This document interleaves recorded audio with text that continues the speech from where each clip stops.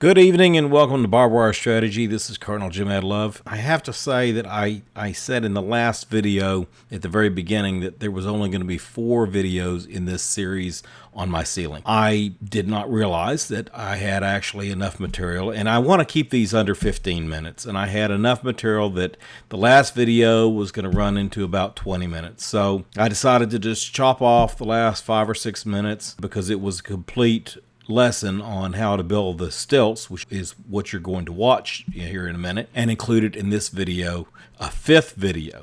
So I do promise that I know for a fact, this is the last video in this series on my ceiling. Not the last video on my wood shop. There are at least 2 more shows to go, and each of those may be subdivided into others. We'll have to see and find out how much I record. I tend to talk a lot, if you haven't noticed.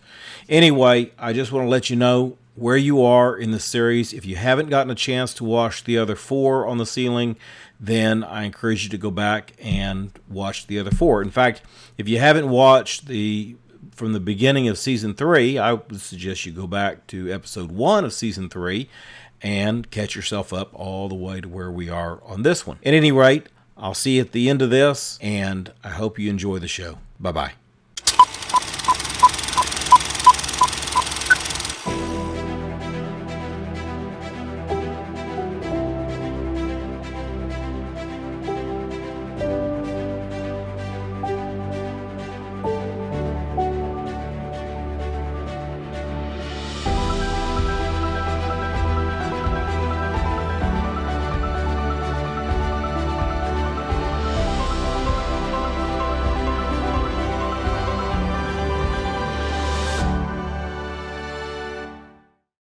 Now, if you'll excuse me, I'm going to film this one with my iPhone because it's just easier than bringing all the equipment out here.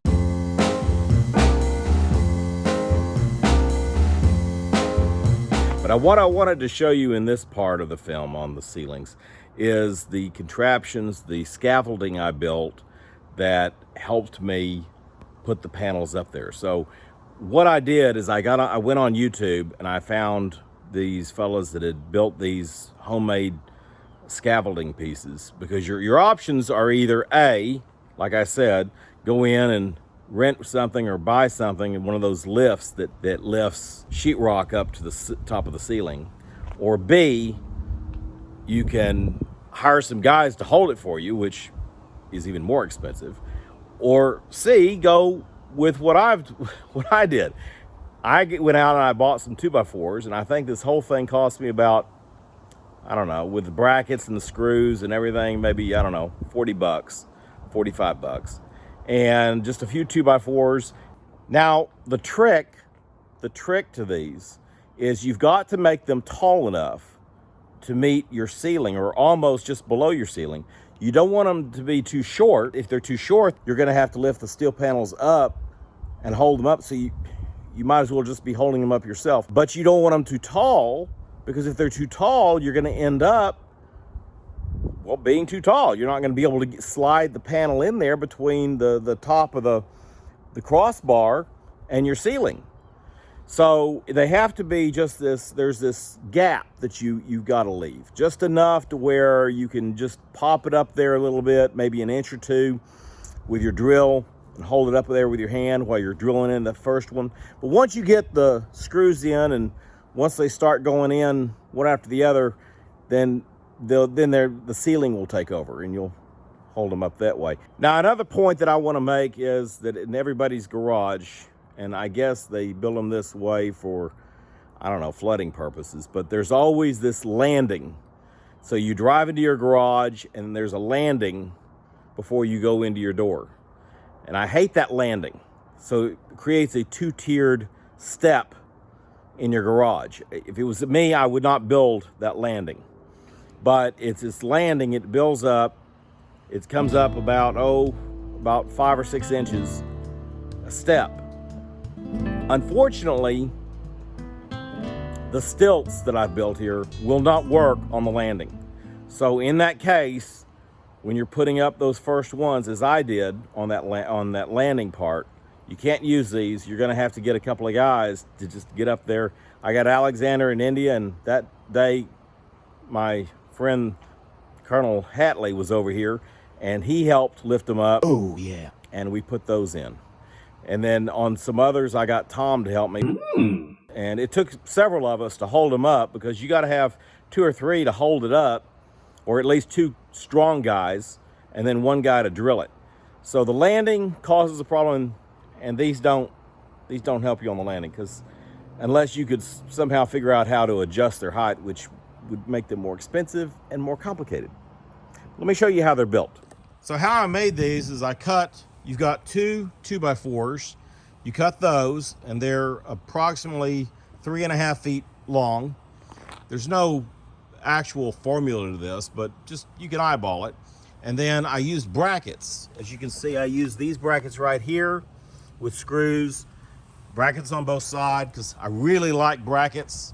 I hate nails. I hate nails. And then I used a plate here, and they're stable, but they're not, as you can see, they have some give, which actually is a good thing, because you're gonna have to fit them in between your floor and your ceiling. And you know, sometimes if you've got stuff hanging down like insulation, it gets in the way. The way you want to make these is you want to build your platform first, and then you want to measure. Once you have your platform, measure from your bottom plate right here, and you want to measure all the way up to your ceiling before you build this.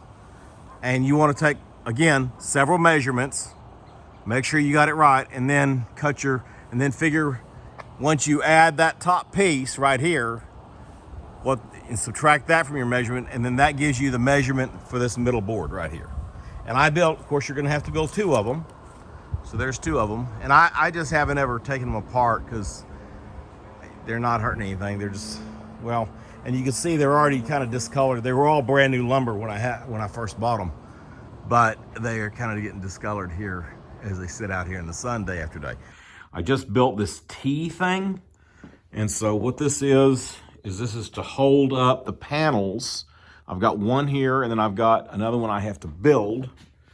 I'm working on now. I realized, first off, I'm gonna wait till tomorrow because it's late, and I also realized that I need about 3 more 2x4s so I can finish all this work, because I've got to, this is where this 12-footer ends, and I have to brace it up as I go.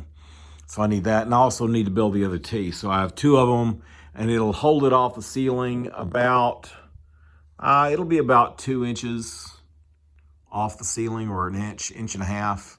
And then I can wedge it up, and also Alexander can help me hold it up, and I was thinking that maybe after a while, I'll go in and I'll maybe hang some banners on them or something, you know, it'd be fun.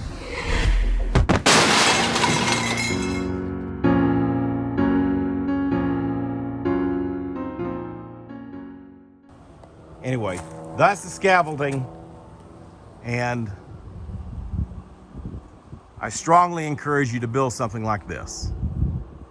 Well, that's all I got for you. That includes everything that I wanted to say about the ceiling and the shop. Our next show is going to be on the paint and the lighting that I put up in the shop. And our 5th film in the series will cover the logistics of how I set the shop up, where the machines are, why I put them where they are, and some of what they do. And then that will conclude the 5-part series that probably will end up being mini shows, but 5-part series on my wood shop for season 3. And then we'll move on to another subject, probably politics. So for BarbWire Strategy, this is Jim Ed Love, Colonel Jim Ed Love, saying good night to you. And I'll see you on the next show when we start talking about paint and lighting. Good night.